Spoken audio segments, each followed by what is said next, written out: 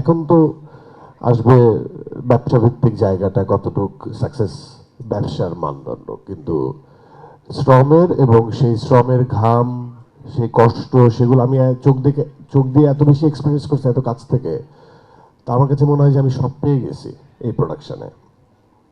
And director himself বসা এখানে, এই বান্দা খুব ইমোশনাল। এই বান্দা প্রত্যেক সিকোয়েন্সের পর কেঁদে ফেলে, ইমোশনাল হয়ে যায় সে দেখে। কোনো দেখি সে চোখে পানি, আমি কি হয়েছে বলে, তোমার অনেক কষ্ট হচ্ছে আমি জানি, কিন্তু আমার দিতে হচ্ছে শটটা। অদ্ভুত।